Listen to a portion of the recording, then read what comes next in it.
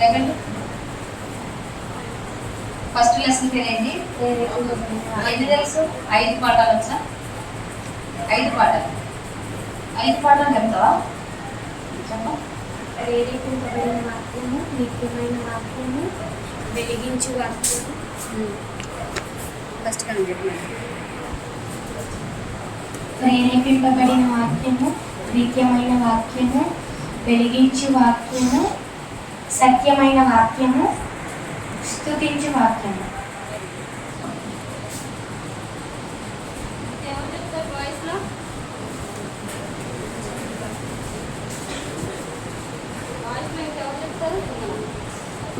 అడిగిన అప్పుడే చెప్పాలి అని చెప్పాను.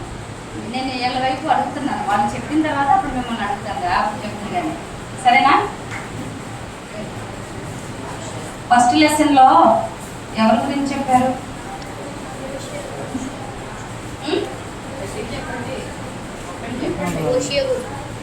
సరే, ఇర్మియా తండ్రి పేరేంటి? వీళ్ళే. మీరు వీళ్ళు అడిగిన తర్వాత నేను చెప్తున్నాను. చెప్పండి. ఇర్మియా తండ్రి పేరే మీకు తెలీదా? మీరు చెప్పండి.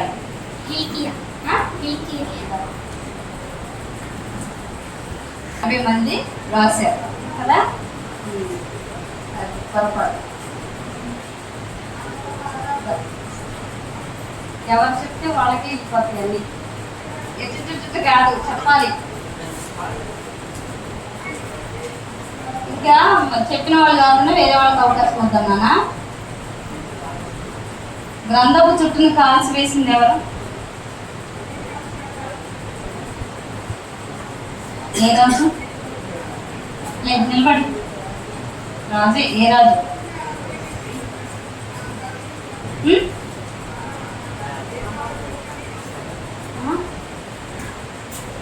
ఆహాబా. దాంట్లో భయపడకుండా చెప్పండి. చూసి కాదు, ఏ రాజు?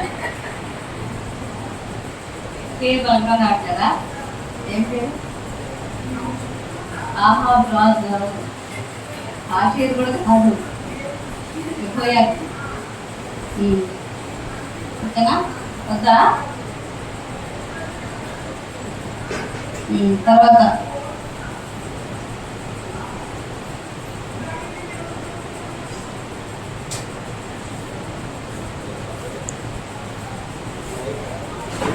అచ్చు చుట్టూను కనుగొన్న వ్యక్తి ఎవరు? మొదటిగా అచ్చు యంత్రమే. అచ్చు యంత్రమును ముద్రించిన వాళ్ళు, అంతే కదా?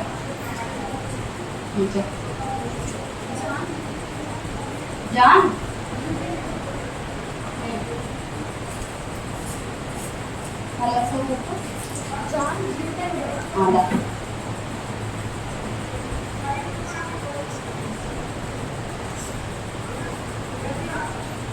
తర్వాత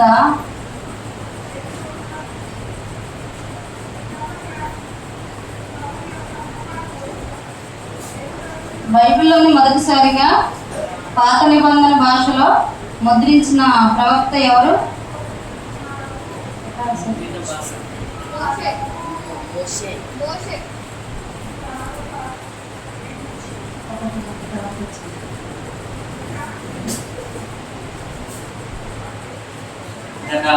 అతిగా రాలేదు కదా. అత్యంతమైన వ్యక్తి మొదటగా ముద్రించిన గ్రంథం ఏమిటి? అత్యంతం తెలిసిన వాళ్ళు చెయ్యొద్దు. నో తెరవద్దు, చెయ్యొద్దాలి. తెలుసా?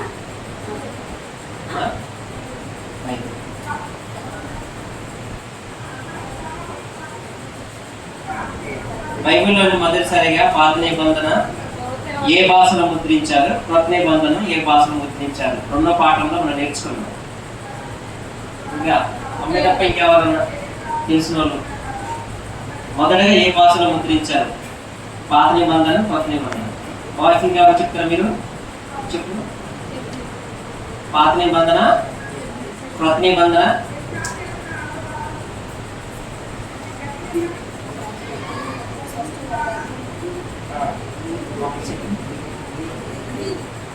గ్రీక్.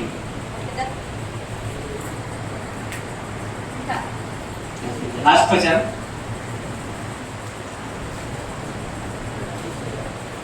ఆ దినములలో ప్రజలు నడక ద్వారా ఎన్ని మైళ్ళు నడిచారు?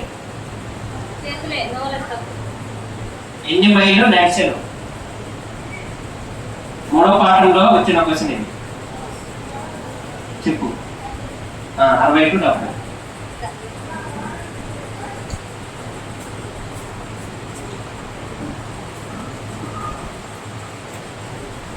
సరే, క్లోజింగ్ లెసన్ అన్నారు కదా, మొదటి నుంచి 5 క్లోజింగ్ లెసన్లు అయిపోయినాయి కదా. ఇప్పుడు అయితే 6వ క్లోజింగ్ లెసన్ అవుతుంది. ఈ 5 క్లోజింగ్ లెసన్లో మీతో ఏదైనా సంధించిందా అంటే మీతో మాట్లాడారా? ఫస్ట్ క్లోజింగ్ లెసన్ స్టార్టింగ్ ఏంటో చెప్తారా? నోరు తెరవద్దు, చెయ్యొద్దాను అంతే. ఫస్ట్ క్లోజింగ్ లెసన్ ఏంటి? ఇంకా ఫస్ట్ క్లోజింగ్ లెసన్ అంటే మనం ఇప్పుడు అక్కడికి వెళ్ళిపోతే చెప్తారు కదా. చెప్పు, నువ్వు చెప్పరా?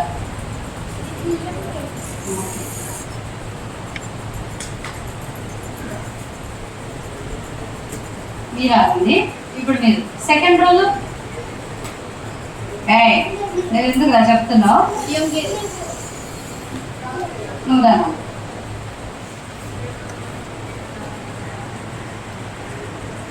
తర్వాత క్లోజింగ్ లెసన్ సెలవుకుంటున్నా.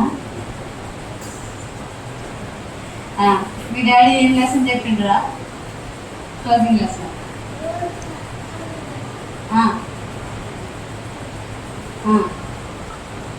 తర్వాత లెసన్లో ఏముంది? మేక కాదు, గొర్రె ఏమైంది?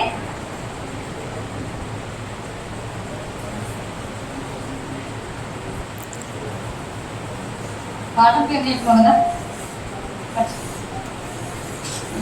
ఇంకా ఇస్బంప్ గురించి చెప్పాడు కదా అంకుల్, చెప్పాడా? అందరు ఇంట్రెస్ట్గా విన్నారా?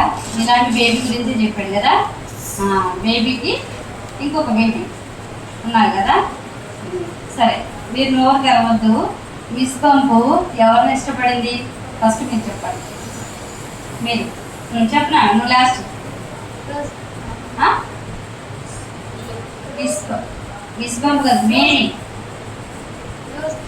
రోజు ఎవరిని ఇష్టపడింది?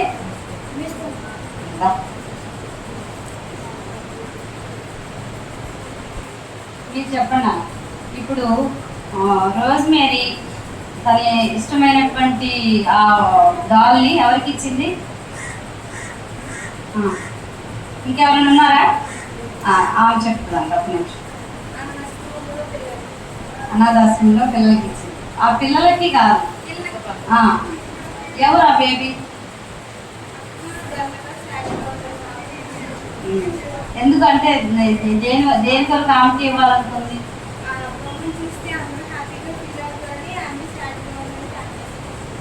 డాలీ ఎలా ఉంది? తర్వాత ఆమె కొంచెం రూపం ఒకటి ఉంది కదా, రూపం గురించి చెప్పారు కదా, అది ఏమన్నా తెలుసా? చాలా అందంగా ఉండేది కదా.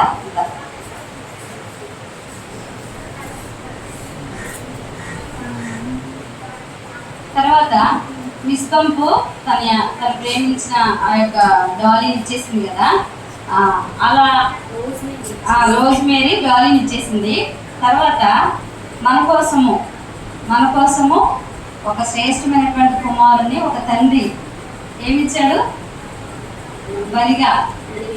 బలిగా సమర్పించేశాడు. అంటే ఫ్రీగా ప్రజల కొరకు దానం చేసేసాడు. ఎవరు?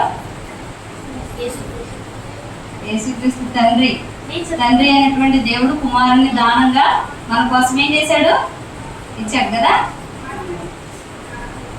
మరి ఆ లెసన్ ద్వారా మనకి ఏం అర్థమైంది? మీరు ఏం తీర్మానం చేసుకున్నారు? లాస్ట్, తండ్రి అయిన దేవుడు తన కుమారుని దానంగా మనకి ఇచ్చాడు కదా. దేనికి, ఎందుకు ఇవ్వాలి? మనకి దేనికోసం ఇచ్చాడు? అర్థం కాలేదా? నీకేం అర్థమైంది చెప్పరా?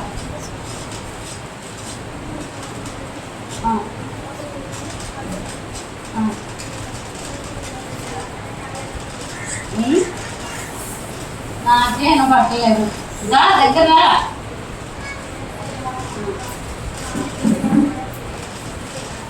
మన పాపం కడిగి ఆయన వచ్చింది. మరి మనం ఏం చేయాలి? దేవుని నమ్మాలి. హృదయంలో వేసుకోమని అంగీకరించాలి. సరే, ఇప్పుడు మనం లెసన్ చూస్తున్నాం. ఓకేనా?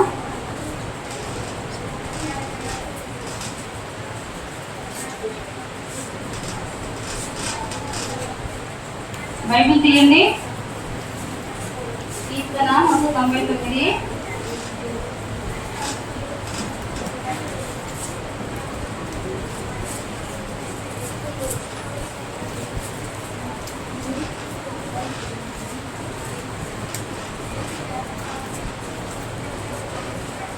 కీర్తన 119. సారీ 119.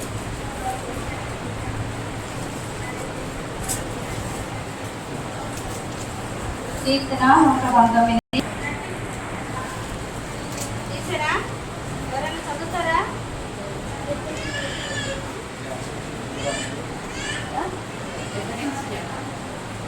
తొమ్మిది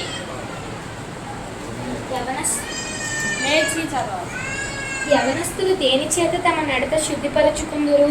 నీ వాక్యమును బట్టి దానిని జాగ్రత్తగా చూచుకునుట చేతనే కదా. నా పూర్ణ ఆ మాట ఎవరు చెప్పారు తెలుసా మీకు?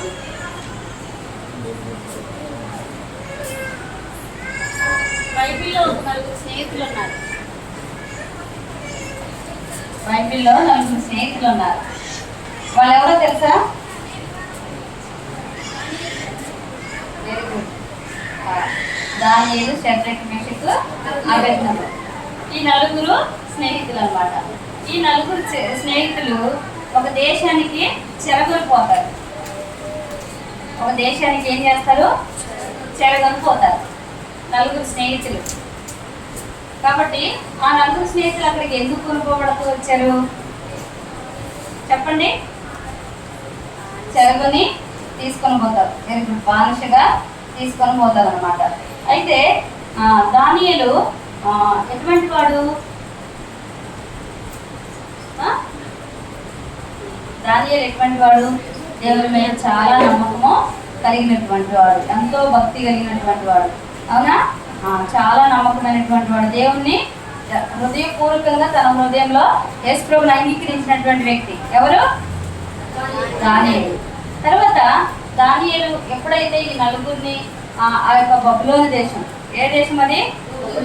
బబులోను దేశంలోకి ఈ 4 చెరగొని తీసుకొని పోతారు. తీసుకొని పోయినప్పుడు వీళ్ళు 4 కామ్గా వెళ్ళిపోతారు అనమాట. కామ్గా వెళ్ళిపోయిన తర్వాత వాళ్ళు ఏమనుకుంటారంటే, దానియేలు మౌనంగానే ఉంటాడు. ఈ అజర్య ఏమంటాడంటే, దానియేలు మనము ఆ యొక్క బబులోను దేశానికి మనము బానిసలుగా మనము రాజు తీసుకొని వెళ్ళిపోతున్నాడు కదా, మనం బందీగా చేసుకొని జాగ్రత్తగా వినాలి. మీరేం ఆలోచిస్తున్నారు? నేను తర్వాత మళ్ళీ అడుగుతా, మీరు చెప్పాలా. అర్థమైందా? మీరు నేను బైబిల్ వచ్చినట్టు చూపించను. మూసేయండి, బైబిల్ మూసేయండి, చేతులు పట్టుకోండి. నోట్బుక్లో ఏమైనా రాసుకోవాలనుకుంటే ఏదైనా చెప్పినప్పుడు రాసుకోండి, మళ్ళీ వెంటనే చూడండి. అర్థమవుతుందా? కథలో నేను బైబిల్లో ఏం చూపించను, కథ మామూలుగా బొమ్మతో మీకు కథ చూపిస్తాను. అర్థమవుతుందా? సరే. ఇలా అయిపోయిన తర్వాత అజర్య తన స్నేహితుడు కదా, అజర్య అడుగుతాడు అనమాట, మనల్ని చెరగొని ఆ బబులోను దేశానికి మనల్ని తీసుకుని వెళ్ళిపోతున్నాడు కదా, అక్కడికి వెళ్ళిన తర్వాత ఆ బబులోను రాజ్యం చాలా భయంకరమైంది. ఎట్లాంటిది? భయంకరమైందంటే ఏం చేస్తారు అక్కడ? విగ్రహారాధన చేస్తారు కదా. విగ్రహారాధన చేస్తారు. కాబట్టి అక్కడికి వెళ్ళిన తర్వాత మనం ఎట్లో విగ్రహారాధన చెయ్యము, కాబట్టి మనల్ని చంపేస్తారు, లేదంటే ఏ చీకటి కొట్లోనో మనల్ని పడేస్తారు. అంటే చెర అంటే ఏంటి? మన ఆంటీ లెసన్లో చెప్పారు. జైలు. Very good. జైల్లో పడేస్తారు. చీకటి జైలు కూడా ఉంటాయి. కారాగార అంటే చీకటి జైలు కూడా కొన్ని ఉంటాయి అన్నమాట. బాగా క్రూరులకి బాగా మనుషులను చంపేస్తారు కదా, పక్క వాళ్ళని కూడా చంపేయడం అట్లాంటివి చేసిన వాళ్ళని తీసుకెళ్లి ఒంటరిగా చీకటి గదిలో పడేస్తారనమాట. కాబట్టి అలాగా ఇంకా అజీరి అనుకుంటా ఉంటాడు అనమాట, దానియేలుతో చెప్తా ఉంటాడు అనమాట, మనల్ని తీసుకెళ్తారు, తీసుకెళ్ళిపోయి మనల్ని ఆ చీకటి కొట్టులోనూ ఎక్కడో పడేస్తారు, తర్వాత మనము ఎవరిని చూడడానికి ఉండదు, కలవడానికి ఉండదు అని చెప్పేసి ఏం చేస్తాడు, అజీరియా దానియేలుని అడుగుతూ ఉంటాడు అనమాట. అడుగుతూ ఉంటే అప్పుడు దానియేలు ఏం చెప్తాడనంటే, నీకు ఇర్మియా చెప్పిన మాటలు నీకు గుర్తుకున్నాయా అని చెప్పేసి అని అడుగుతాడు అనమాట. ఇర్మియా ఎవరు? ప్రవక్త కదా. ప్రవక్త మనకు చెప్పాడు కదా, ఒకసారి మనకు చెప్పినప్పుడు ఆ మాటలు నీకు జ్ఞాపకం ఉన్నదా అని చెప్పేసి గుర్తు చేస్తారనమాట. ఇప్పుడు మనం ఏమి వాక్యం గుర్తు చేసుకున్నాం? 119:9 కదా. యవనస్తులు చెడిపోకుండా ఉండాలంటే ఏం చేయాలి? మన దేవుని యొక్క వాక్యాన్ని మన హృదయంలో దాచిపెట్టుకోవాలి. అలాగా దానియేలు కూడా ఇర్మియా ప్రవక్త చెప్పిన మాటలు హృదయంలో దాచిపెట్టుకున్నాడు అనమాట. హృదయంలో దాచిపెట్టుకొని ఇప్పుడు ఉపయోగిస్తున్నాడు. ఎక్కడ ఉపయోగిస్తున్నాడు? వాళ్ళ స్నేహితుల మధ్యలోనే. ఇప్పుడు మనకు కూడా స్నేహితులు ఉంటారు కదా. స్నేహితులు ఉన్నప్పుడు మనం ఎలాంటి సంభాషణ చేస్తూ ఉంటాం? వాళ్ళతో ఏం మాట్లాడుతూ ఉంటాం? దానియేలు అయితే దేవుని యొక్క వాక్యం అంటే ఇర్మియా ప్రవక్త చెప్పినటువంటి మాటలు అజీరియా బాధపడతా ఉంటాడు. ఇక మనం చెరగని పోతున్నాము, మనల్ని ఎవరు పట్టించుకోరు, అక్కడికి వెళ్తే బాధపడాలి, ఇక మనం శ్రమ పడాలి అని చెప్పేసి ఆయన బాధపడతా ఉంటాడు. మనల్ని ఎవరు విడిపిస్తారు అన్నట్టుగా ఆయన మాట్లాడుతూ ఉన్నప్పుడు దానియేలు అంటాడు అనమాట, ఇర్మియా ప్రవక్త చెప్పాడు కదా, దేవుడు మనము బబులోను రాజ్యానికి వెళ్ళిపోయినా ఆ భయంకరమైనటువంటి విగ్రహారాధన చేసేటువంటి గ్రామానికి వెళ్ళినా కూడా ఆ దేశంలో మనము ఆ దుష్ట ప్రజలు చేసేటువంటి విగ్రహారాధన మనం చేయకుండా, వాళ్ళు చేసే పనుల్లో మనం పాలు పొందకుండా ఎప్పుడైతే మనం ఉంటామో, మనం ఎవరిని కలిగి ఉన్నాం? నిజమైనటువంటి దేవుణ్ణి, నమ్మకమైన దేవుణ్ణి, అన్యాయం చేయనటువంటి దేవుణ్ణి, యథార్థవంతుడిని మనం నమ్ముకున్నాం కదా.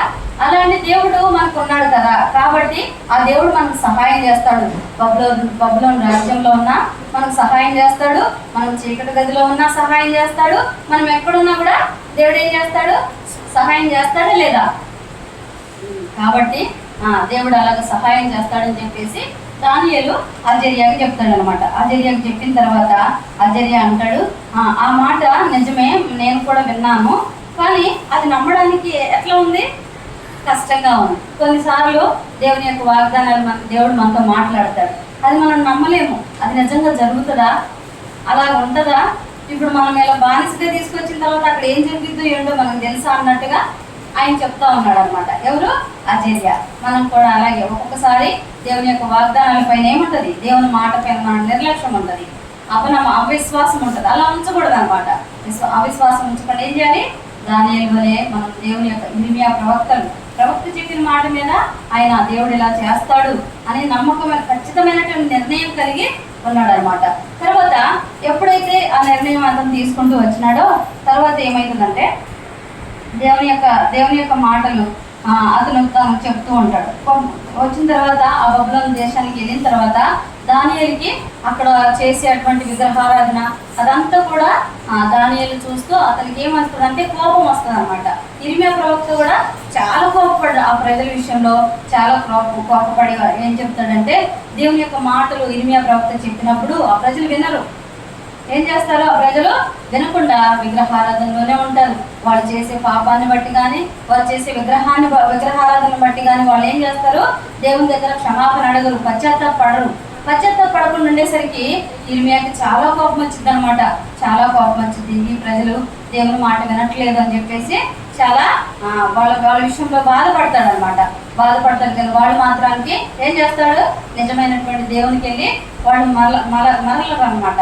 వాళ్ళ వైపే ఆ విగ్రహారాధన అంటే అది విగ్రహారాధన చూడడానికి చేయడానికి చాలా ఇష్టంగా ఉంటుంది కదా. ఇష్టపూర్వకంగా పాపం చేయాలన్నా, అబద్ధాలు మాట్లాడాలన్నా, తర్వాత ఏదైనా చెడ్డ కార్యాలు చేయాలంటే చాలా ఈజీగా చేస్తాం, తొందరగా చేస్తాం, మంచిగా ఇంట్రెస్ట్గా ఉంటుంది కదా మనకి. అవునా కదా? చెప్పండి, ఎటు ఆలోచిస్తున్నారు?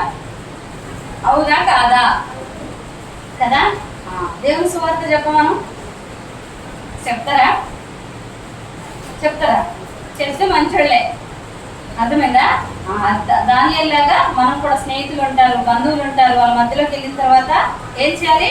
దేవుని యొక్క సువార్త చెప్పాలి. కాబట్టి అలాగ చెప్పడానికి దానియేలు ఎంతో ఇష్టపడుతూ వచ్చాడు. తర్వాత మరి దానియేలు చిన్నప్పటి నుంచి మరి తన అలాగా అంత గట్టిగా తన హృదయంలో ఎలాగ నాటుకుపోయింది ఆ నమ్మకత్వం,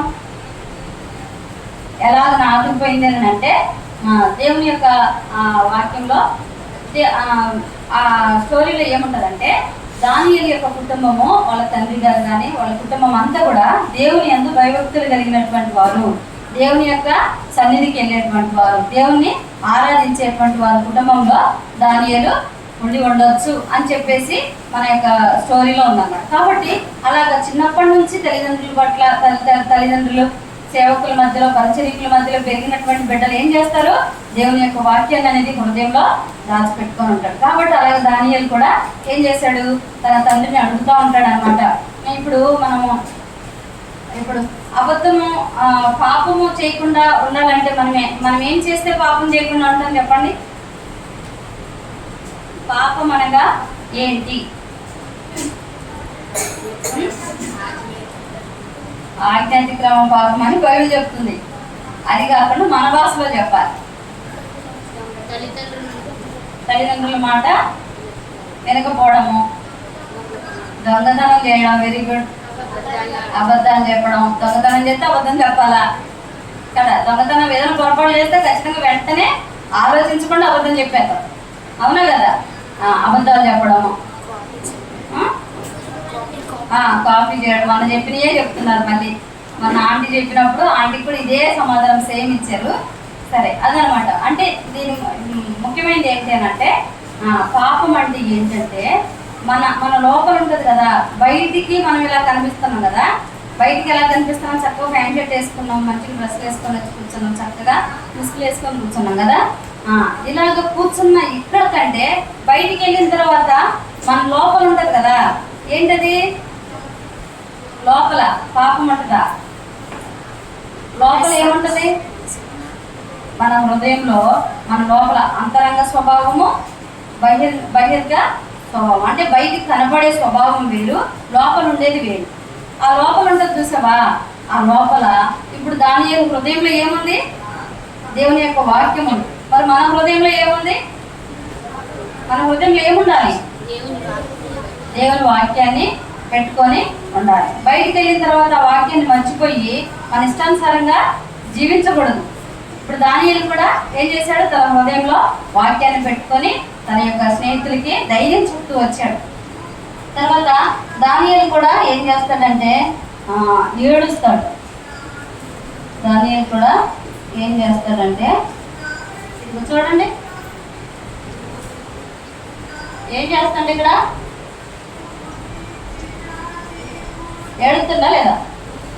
ఎందుకు ఏడుస్తాడు చెప్పండి? ఇర్మియా దేనికి బాధపడ్డాడు? ఇర్మియా ఆ దేశ ప్రజలు విగ్రహారాధన చేస్తున్నారు. విగ్రహారాధన చేసి వాళ్ళు ఏం చేస్తున్నారు? నిజమైనటువంటి దేవుడిని తెలుసుకోకుండా ఏం చేస్తున్నారు? విగ్రహారాధన చేసి వాళ్ళ పాపాలు ఒప్పుకోవట్లేదు అనమాట. అయితే ఈ దానియేలు యొక్క కుటుంబంలో వాళ్ళు ఏం చేశారు? దేవుని భయంలో పెరుగుతూ ఉన్నారు కాబట్టి ఆ కుటుంబము ఇటు చూడాలా నాకెళ్ళి దేవుని కుటుంబంలో పెరిగారు కాబట్టి వాళ్ళు ఏం చేశారు? ఏదైనా పొరపాటు, చిన్న చిన్న పొరపాట్లు ఉన్నా కూడా వాళ్ళు ఏం చేశారు? పశ్చాత్తాపడేవాడు. ఎవరి దగ్గర? దేవుని దగ్గర. దేవుని సన్నిధికి వెళ్ళేవారు కాబట్టి దేవుని సన్నిధికి వెళ్ళి వాళ్ళు ఏం చేశారు? పశ్చాత్తాపడుతూ వచ్చారు. పశ్చాత్తాపడుతూ వచ్చినప్పుడు దానియేలు కూడా వాళ్ళ విషయంలో ఏం చేస్తారంటే ఈ ప్రజలు ఎందుకు అసలు ఏమీ వాళ్ళ విషయంలో పశ్చాత్తాపం లేదు, వాళ్ళు ఎంతో విగ్రహాలను చేస్తున్నారు అని చెప్పేసి వీళ్ళు ఏం చేస్తాడు? ఏడుస్తూ ఉంటాడు అనమాట. ఏడుస్తూ ఉంటే అప్పుడు వాళ్ళ నాన్నగారిని అడుగుతాడు. దానియేలు గారు వాళ్ళ నాన్నగారిని అడుగుతూ ఉంటారు. ఎందుకంటే ఆ ప్రజలు ఎందుకు అలాగ పాపం చేస్తారు అని చెప్పేసి అని అడుగుతూ వచ్చినప్పుడు వాళ్ళు పాపం చేస్తారు కానీ వాళ్ళ విగ్రహారాధన చేసే మనసు వాళ్ళకు ఉంది కాబట్టి వాళ్ళు పశ్చాత్తాపడరు అని చెప్పేసి చెప్తున్నారు అనమాట. చెప్పిన తర్వాత మరి ఆ పశ్చాత్తాపడకుండా ఉన్నప్పుడు మరి ఏం చేస్తారు అని అంటే పశ్చాత్తాపం పడాలంటే దానికి ఏం చేయాలి? బలి అర్పించాలి. ఏం చేయాలి? బలి అర్పించాలి. బలి దేంతో అర్పిస్తారు? బలిని ఏం అర్పిస్తారు? గొర్రె పిల్లలను తీసుకొచ్చి బలి అర్పిస్తారు కదా. గొర్రె పిల్లని బలి అర్పించినప్పుడు అక్కడ ఏం జరుగుతుంది? పాప విముక్తి కలుగుతుంది అన్నమాట. మనం చేసినటువంటి పాపాలకి, అంటే ఎప్పుడైతే ఆ ప్రజలు మనం పాపం చేసాము అంటే పాపానికి విముక్తి ఏంటంటే బలి అర్పిస్తే మనకేమవుతుంది? విముక్తి కలుగుతుంది అనమాట. విముక్తి కలిగినప్పుడు మనం ఏం చేస్తాం? దేవుని దగ్గర మనం యథార్థంగా జీవించగలుగుతాం అనమాట. తర్వాత వాళ్ళు ఏం చేశారంటే రాజు ఎదుటికి తీసుకెళ్తారనమాట. ఎవరిని తీసుకెళ్తారు? దానియేలు, షడ్రక్, మెషక్, అబేద్నెగోని ఎవరి దగ్గరకు తీసుకెళ్తారని అంటే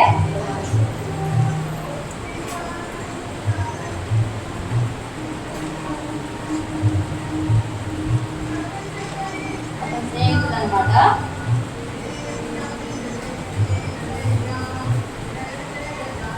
తర్వాత ఇది చూపించలేదు కదా, ఇదేంటి?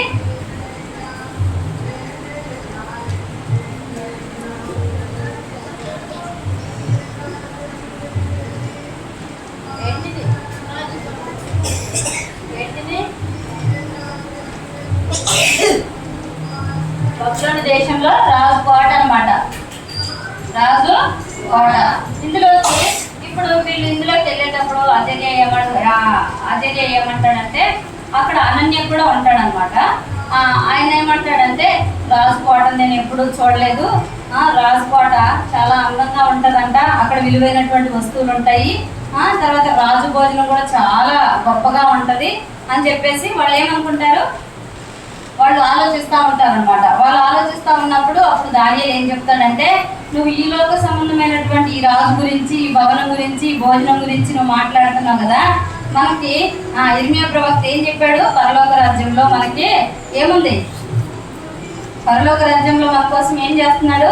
దేవుడు ఆ పరలోక పట్టణాన్ని కడుతున్నాడు, దీనికంటే అది చాలా అందంగా ఉంటుంది, దాని వీధులంతా బంగారంతో ఉంటవి అని చెప్పేసి ఏం చేస్తాడు? దానియేలు అతనికి చెప్తాడు అనమాట. దీని గురించి నువ్వు సంతోషపడొద్దు, ఇది లోకంలో ఉండే ఆశ. ఏంటిది? లోకంలో ఉండే ఆశ, సుఖం కదా, దర్జాగా ఉండాలి, భవనంలో ఉండాలి అని చెప్పేసి రాజభోజనం తినాలి అనేది ఈ లోకంలో జరిగేటటువంటిది అనమాట. అయితే దానియేలు ఉద్దేశము, ఆయన హృదయంలో ఉన్నటువంటి తలంపు ఎట్లా ఉంది? పరలోకంలో దేవుడు మన కోసం ఏర్పాటు చేసే ఆ యొక్క పరలోకం గురించి ఇర్మియా ప్రవక్త చెప్పాడు కదా, దాని గురించి మీరు ఆలోచించండి, ఈ లోక సంబంధమైన వాటి గురించి మనకు ఆలోచన వద్దు అని చెప్పేసి చెప్తారనమాట. చెప్పిన తర్వాత అప్పుడు ఏమవుతుందంటే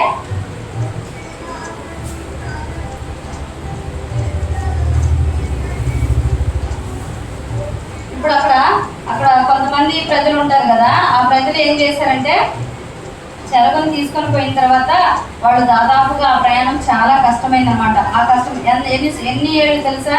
70 మైళ్ళు కష్టంగా నడిచి వెళ్ళారనమాట. 70 మైళ్ళు కష్టంగా వెళ్తూ వచ్చారు. ఇవి వీళ్ళని తీసుకెళ్లేది ఇతను అనమాట. రాజులో ఒక అధికారి వీళ్ళని తీసుకెళ్తా ఉంటాడు. వీళ్ళు తీసుకెళ్తా ఉంటే వీళ్ళకి తెలియకుండా వీళ్ళు మాట్లాడుకుంటా ఉంటారనమాట. మాట్లాడుకుంటూ ఉండేది ఆయన ఏమంటాడంటే, ఆయన అక్కడికి వెళ్ళిన తర్వాత రాజు దగ్గర ఏమేమి ఉంటాయి? రాజు భోజనం తినాలి, రాజు దగ్గర జరగాల్సినవన్నీ రాజుకు మొక్కాలి, ఆయన ఏం చెప్తే అదే చేయాలన్నట్టుగా ఇతను చెప్తా ఉంటాడు అనమాట. అప్పుడు వీళ్ళు మాట్లాడుకుంటూ ఉంటారు. మాట్లాడుకుంటూ ఉన్నప్పుడు తర్వాత ఏమైందంటే రాజు దగ్గరికి తీసుకెళ్తారనమాట.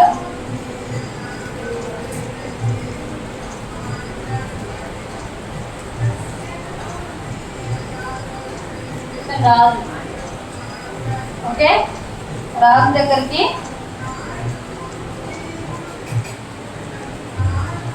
తీసుకెళ్తారు. తీసుకెళ్ళిన తర్వాత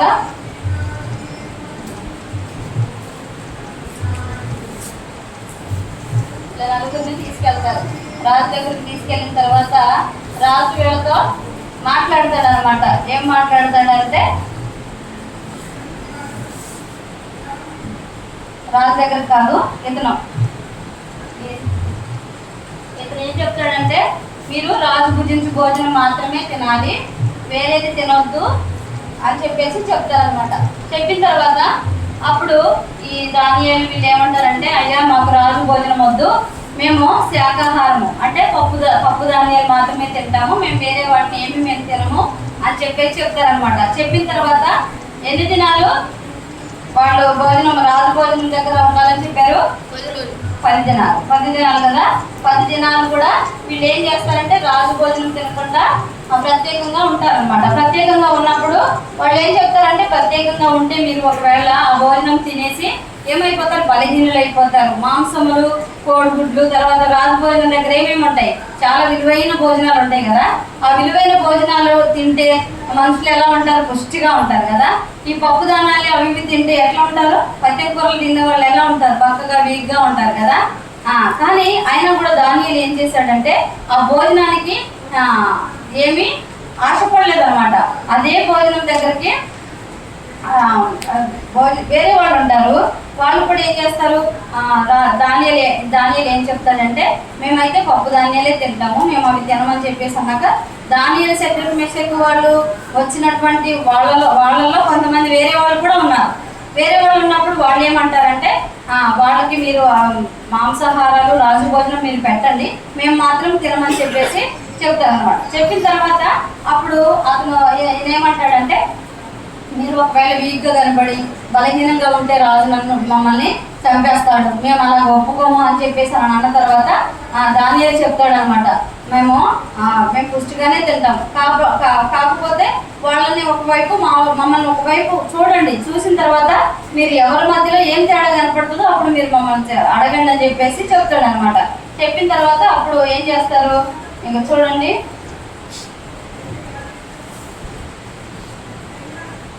వీళ్ళు మాంసాహారాలు తిన్నటువంటి వాళ్ళు అనమాట.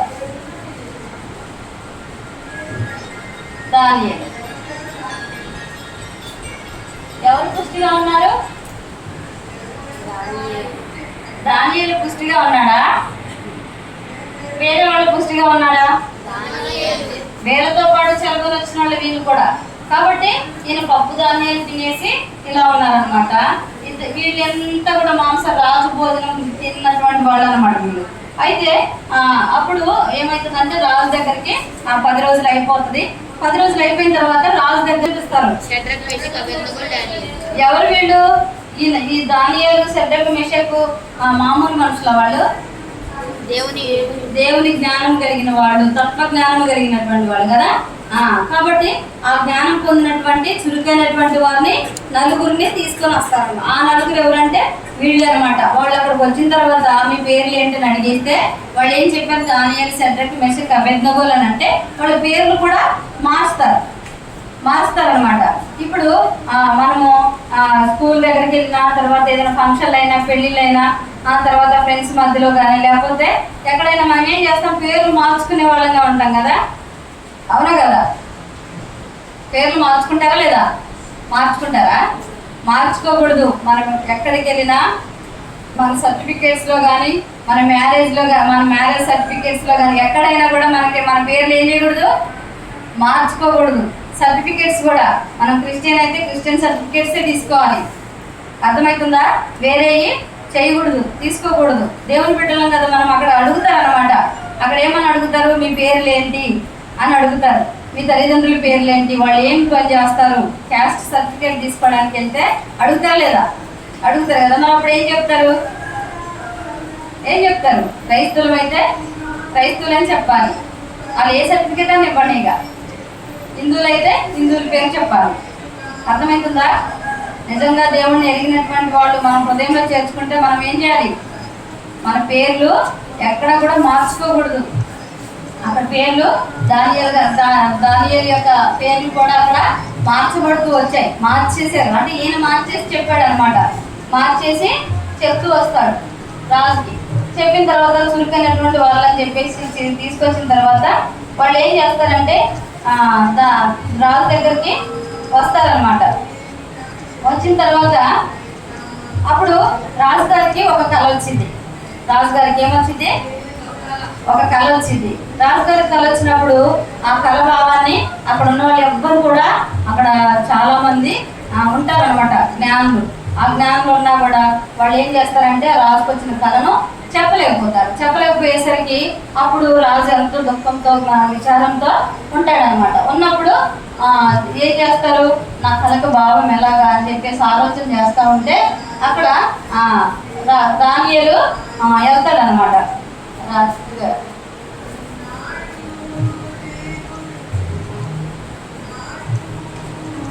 దానియేలు వెళ్తాడు, వెళ్ళేసి రాజుని అడుగుతాడు అనమాట.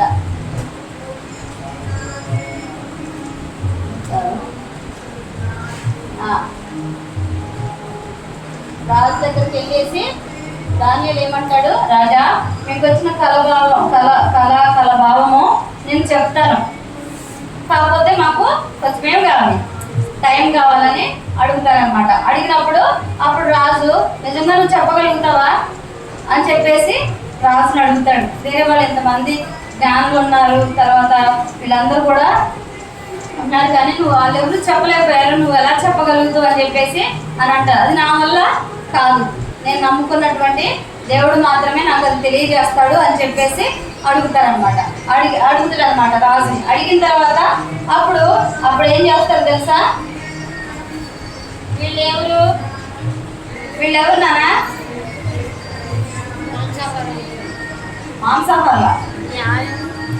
మాంసాహారుల పని అయిపోయింది. ఇక్కడ ఏం చేస్తున్నారు, రాజు దగ్గర చెప్పారు కదా, రాజు కళ చెప్పాలంటే మరి దానియేలు వెళ్ళి చెప్పాడు కదా, నీకు వచ్చిన కళ ఏంటో అది నేను చెప్తాను అని చెప్తాడు కదా. చెప్పిన తర్వాత వీళ్ళు ఏం చేస్తారు, నలుగురు వచ్చేసి ప్రార్థన చేస్తున్నారు. ఎందుకు ప్రార్థన చేస్తున్నారు, రాజుగారికి వచ్చిన కళ వీళ్ళకి తెలియాలి. ఎలా తెలుస్తుంది, నీకు వచ్చిన కళ నాకు తెలుస్తుందా, ఎలా తెలుస్తుంది, మరి దేవుడు బయలుపరిచాడు కదా. కాబట్టి కళ వచ్చిన దేవుని యొక్క వాగ్దానం అయినా దేవుని మాట అయినా ఏదైనా మనకు తెలియకపోతే ఏం చేస్తాడు, దేవుడు మనకి తెలియజేస్తాడు, మనకు చెప్తాడు అనమాట, మనతో మాట్లాడతాడు. తెలుసా, దేవుడు మనతో మాట్లాడతాడు. మన ప్రతి విషయం కూడా దేవుడు ఏం చేస్తాడు, మనకు తెలియజేస్తాడు. ఎప్పుడు దేవుని యొక్క వాక్యం మన హృదయంలో ఉండి మనలో నమ్మకం విశ్వాసం అనేది మనలో ఉంటే దేవుడు ఏం చేస్తాడు, మనకి అన్ని ఎట్లాంటిదైనా అది ఆశ్చర్యకరం. ఎందుకంటే ఇప్పుడు ఆ జ్ఞానము మనకు తెలియదు కదా, ఆ కలభావం అనేది మనకి ఎట్లా తెలుస్తుంది, తెలియదు కదా. కాబట్టి ఆ కలభావము తెలపమని దేవుని దగ్గర ప్రార్థన చేస్తూ వచ్చారు. ప్రార్థన చేస్తూ వచ్చినప్పుడు అప్పుడు వస్తారనమాట. ఎక్కడికి వస్తారు, రాజు దగ్గరికి వస్తారు. రాజు దగ్గరకు వచ్చి ఏం చెప్తారు, రాజుగారి యొక్క కలభావము చెప్తారనమాట. కలభావము చెప్పేసి వాళ్ళు వచ్చేసి దానియేలు స్నేహితుల్ని వీళ్ళందరినీ కూడా చూస్తూ ఉంటే మీకు దాని యొక్క కలభావము ఎలా తెలిసింది అని చెప్పేసి అని అన్నప్పుడు అప్పుడు దేవుని యొక్క వాక్యము వాళ్ళతో ఏదైతే చెప్పిందో అది మాట్లాడుతూ వచ్చారనమాట. దేవునితో మా సర్వశక్తి కలిగినటువంటి దేవుడే మాకు ఆ కలభావాన్ని దేవుడు మాకు చెప్పాడు అని చెప్పేసి బబులోని యొక్క ఆ దేశపు రాజుతో నెబుకద్నెజరు రాజుతో చెప్తారనమాట. చెప్పినప్పుడు ఆయన ఎంతో ఆశ్చర్యపోతాడు, కలభావం ఎలా తెలిసింది నీకు అని చెప్పేసి చెప్తాడనమాట. అడిగినప్పుడు రాజుగారు చాలా ఆశ్చర్యపడిపోయి బబులోను దేశంలో ఉన్నటువంటి వాళ్ళెవరు కూడా నా కలభావం చెప్పలేకపోయారు. కాబట్టి ఇక్కడ ఉన్నటువంటి దేవుడు అంటే వాళ్ళు ఏదైతే విగ్రహాలు పెట్టుకొని చేస్తున్నారో అదంతా కూడా పుట్టిని, మీ దేవుడే నిజమైనటువంటి దేవుడు అని చెప్పేసి ఆయన రాజుగారు కూడా ఒప్పుకుంటాడు అనమాట. ఒప్పుకొని ఈయనకు వచ్చిన కలభావం వీళ్ళు చెప్పేసరికి ఈయనకి ఏమొచ్చింది, దానియేలు షద్రకు మేషకు అబేద్నెగోలు నమ్ముకున్న దేవుడే నిజమైనటువంటి దేవుడు అని వీళ్ళు ఈయన ఏం చేశాడు, ఆయన కూడా నమ్ముకుంటూ వచ్చాడు అనమాట. నమ్ముకుంటూ వచ్చిన తర్వాత ఏం జరిగింది,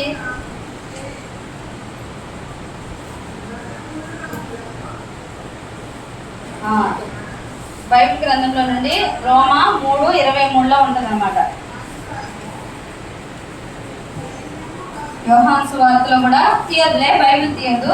యోహాను సువార్త 3:16 కూడా దేవుని యొక్క వాక్యము చూపిస్తూ ఉంటాడు. కాబట్టి దేవుడు ఈ లోకంలో అందరి కొరకు దేవుడు ఏం చేశాడు, దేవుడిని ఎంతో ప్రేమించి దేవుడు అందరి కొరకు ఈ భూలోకానికి వచ్చాడు. కాబట్టి ఈ దానియేలు షద్రక్ మెషక్ కూడా వాళ్ళు నమ్ముకున్నటువంటి దేవుడు ఎంతో శక్తి కలిగిన వాడని చెప్పేసి రాజు గ్రహిస్తూ వచ్చాడు. రాజు గ్రహిస్తూ వచ్చిన తర్వాత అతను కూడా ఎంతో దానియేలు షద్రక్ మెషక్ కూడా ఎన్నో శ్రమలు వచ్చినాయి కదా.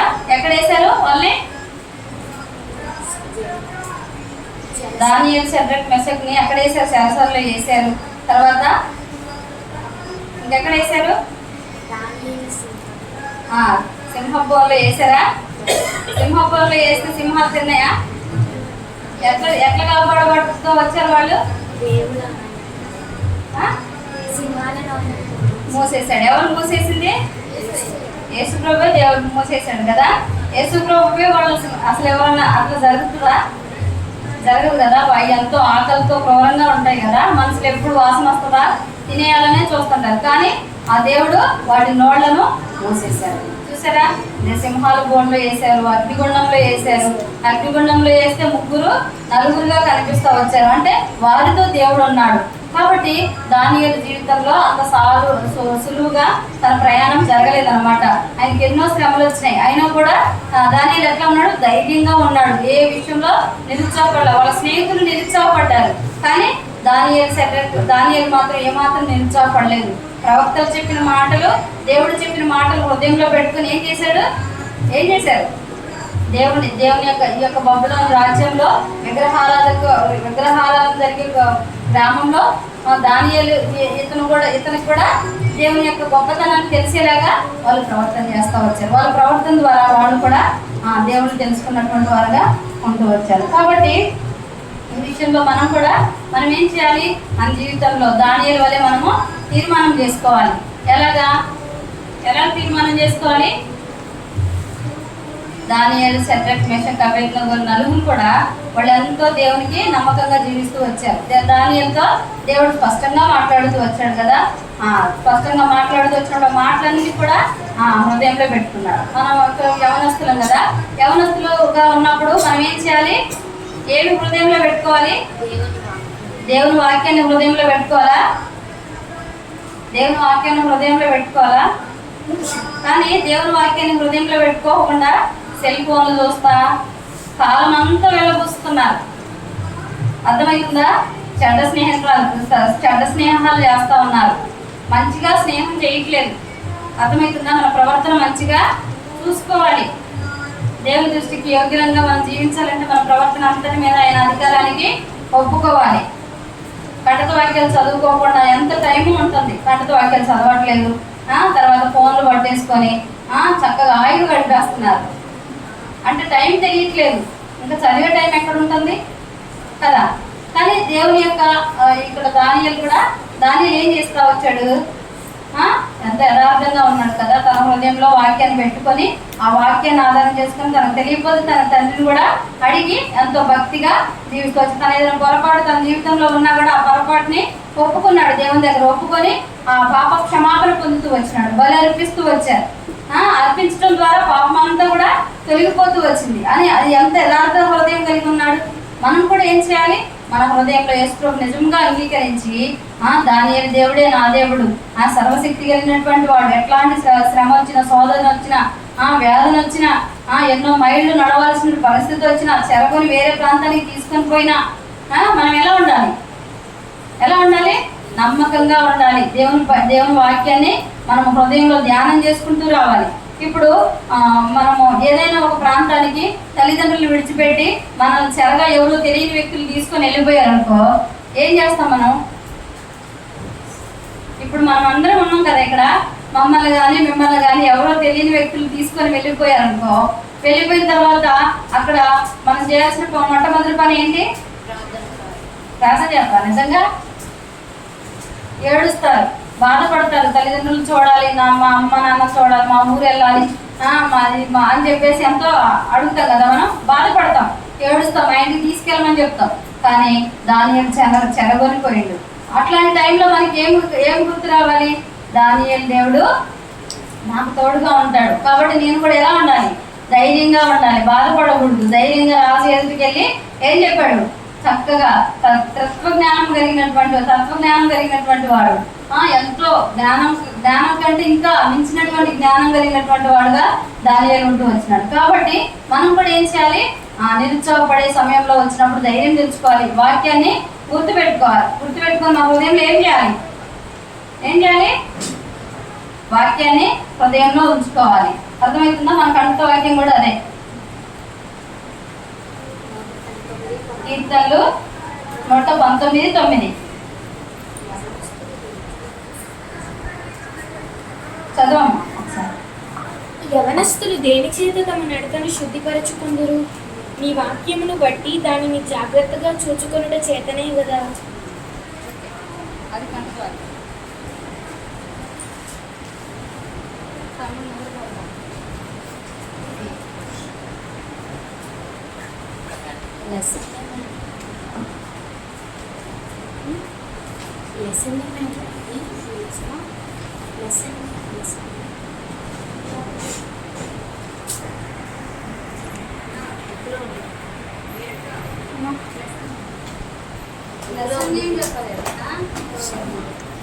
పరిశుద్ధ వాక్యం.